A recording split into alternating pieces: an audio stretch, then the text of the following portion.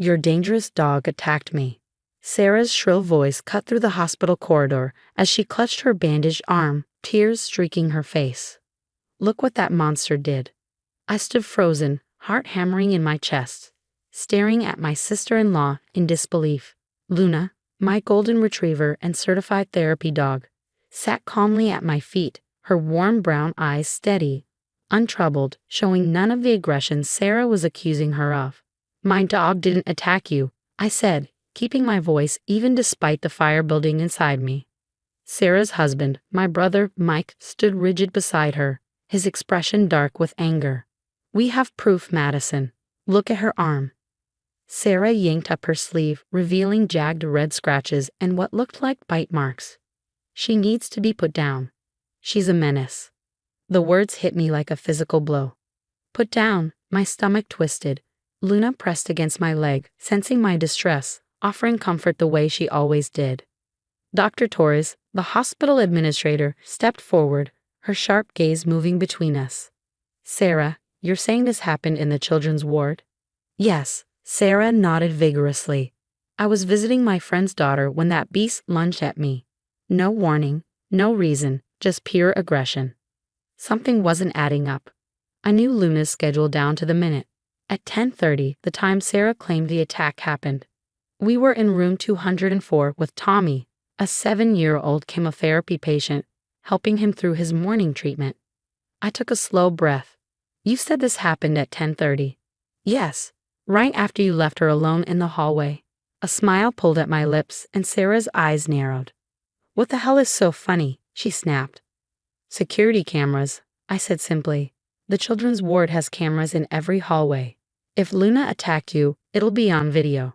The color drained from Sarah's face so fast I thought she might faint. Mike's posture stiffened.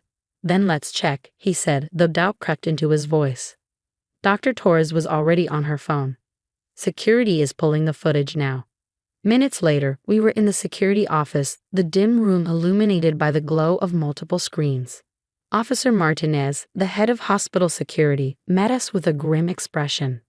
I've pulled up footage from 10 o'clock to 11 o'clock a.m., he said, fingers flying over the keyboard. The screen flickered, showing clear, time-stamped footage. There I was with Luna in room 204, never once stepping outside between 10:15 and 10:45. This can't be right. Sarah's voice rose to a near scream. Check another camera. Officer Martinez clicked through every angle. Luna was nowhere except by my side, in Tommy's room. But something else appeared, something that made my pulse spike. At 10:25, the cameras showed Sarah entering the hospital through a side door, before visiting ours. She disappeared into a restroom and emerged 10 minutes later, clutching her arm. The same arm she now claimed Luna had attacked. Dr. Torres folded her arms. Would you like to explain this? Sarah's breath hitched, and for the first time, her tears looked real, not from pain, but from sheer panic. I just wanted. You wanted my dog put down. I finished, my voice trembling with fury. You faked an attack, hoping no one would check the footage. You tried to ruin Luna's reputation, her life, because you don't like having a dog in the family. Mike took a step back from his wife, his face a mask of shock and betrayal. Tell me you didn't, he whispered. Sarah's silence spoke for her. Officer Martinez's voice was firm. Filing a false report about an animal attack is serious, especially in a hospital. There will be consequences. Dr. Torres turned to me, her expression softening. Madison, I am so sorry. Luna's record remained spotless. In fact, she glanced at her tablet. Her approval to train other therapy dogs just came through this morning. Relief crashed over me. I knelt beside Luna, wrapping my arms around her soft fur, tears spilling onto her coat. She licked my hand gently, ever the professional, even in the midst of chaos. Sarah was escorted out, wailing, I just wanted her to know how it feels to lose something she loves. Mike lingered, looking shattered. Maddie, I had no idea. I really thought, I'm so sorry. I studied him for a moment. You chose to believe her over me, I said quietly. Over Luna, who you've known since she was a puppy. That's not something I can forgive overnight. He nodded, accepting the weight of his mistake.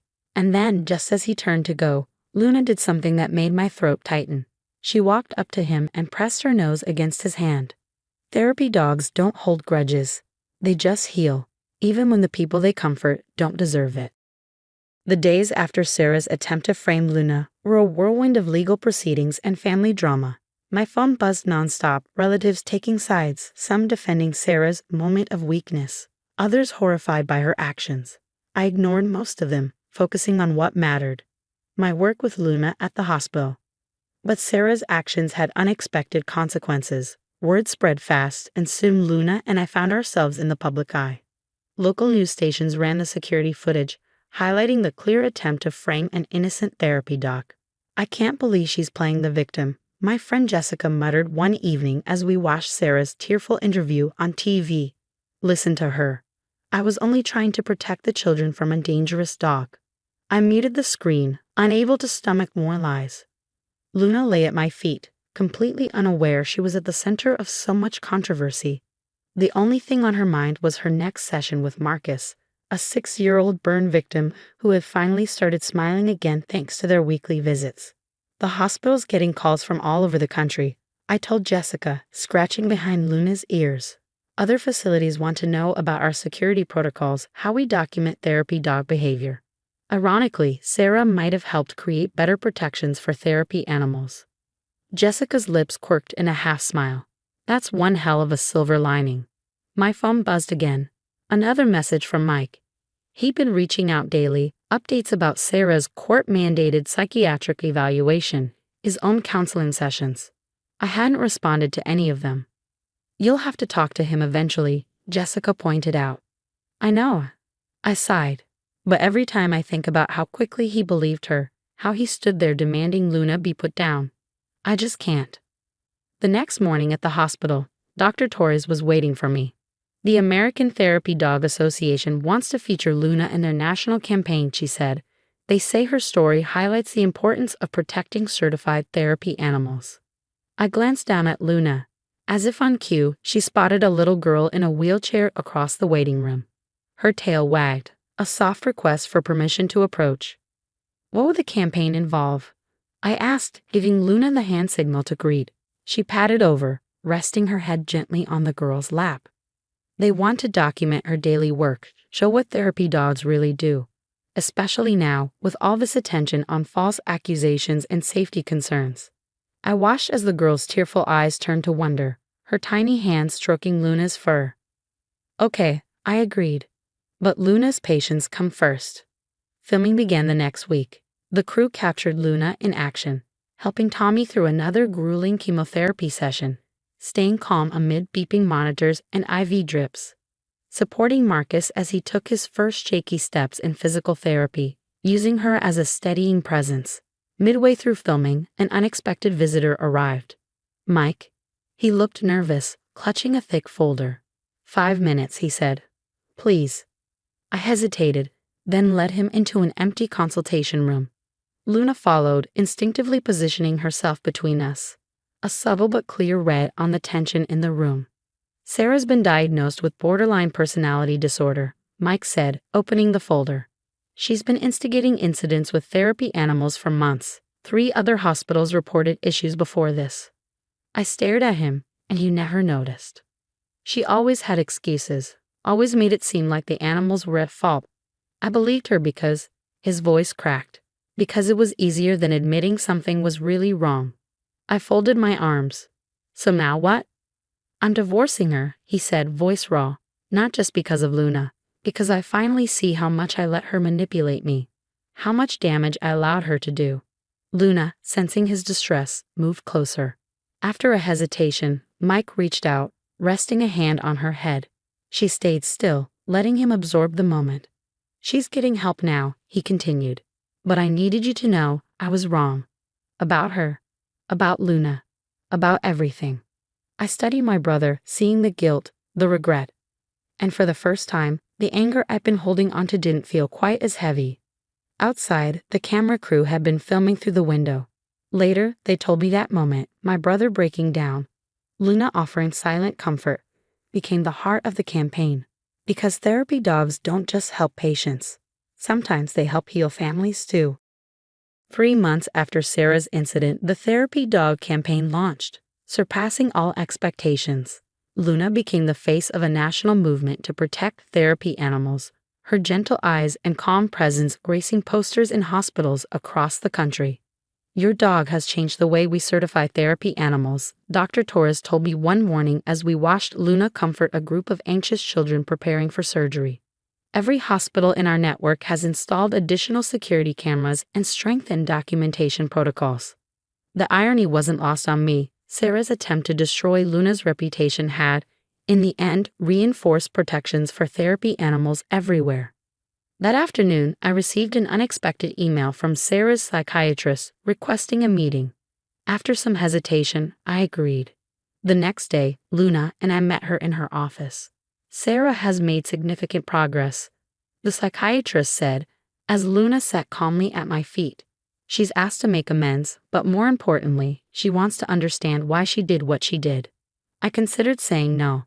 But then I looked at Luna, the embodiment of the lessons we taught the children in our program. Forgiveness doesn't mean forgetting, but it can mean growth. A week later, I met Sarah in the hospital's meditation garden. She looked different, smaller somehow, stripped of the aggressive confidence she once wore like armor. "I didn't expect you to come," she said quietly, keeping her distance from Luna.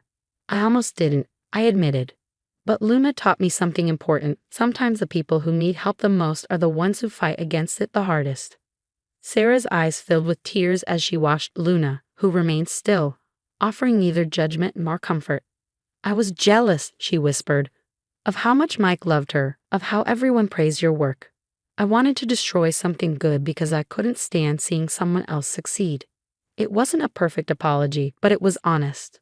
Luna, ever professional, maintained her position by my side, neither retreating nor approaching. The Therapy Dog campaign concluded with a special ceremony at the hospital. Luna received an honorary award for her contributions to therapy animal advocacy, though she seemed far more interested in the tennis ball that came with it than the actual plaque. Mike attended the ceremony, standing quietly in the back. Our relationship was healing, slowly, in cautious steps forward with occasional steps back. Luna, as always, played a crucial role in that process, her unconditional acceptance showing us both what forgiveness could look like. "We're starting a new training program," I told him after the ceremony, "teaching handlers how to protect their therapy animals while still maintaining a compassionate approach. Would you like to help?" His expression shifted from surprise to something softer, hope. "Really? Really?" I nodded. Sometimes the best advocates are the ones who've seen both sides of the story. As I write this, Luna sleeps peacefully beside me, her work vest hung by the door, ready for tomorrow's hospital rounds. Sarah's actions, while painful, led to lasting change, stronger protections for therapy animals, and a deeper understanding of their impact. But more importantly, they reaffirmed what I had always known, that even in darkness, a dog's capacity for forgiveness can light the way forward. The children at the hospital don't know about the drama that unfolded months ago. They only know that Luna still visits faithfully, offering her quiet support during their treatments, making them smile when nothing else can. And maybe that's the greatest victory of all, that despite everything, Luna never lost her ability to love and heal. Dr. Torres often says that every crisis carries a gift if we're willing to look for it. In our case, the gift was the opportunity to protect therapy animals while reminding the world just how precious they truly are. Luna and I continue our rounds, finding meaning in every quiet moment of connection. And as for Sarah, last I heard, she was still in therapy, still working to understand her actions and make amends. Luna taught me that healing isn't about grand gestures, it's about small moments of grace, offered freely and without judgment, because that's what therapy dogs do. They show us the best version of ourselves, even when we struggle to see it, and that is worth protecting at all costs.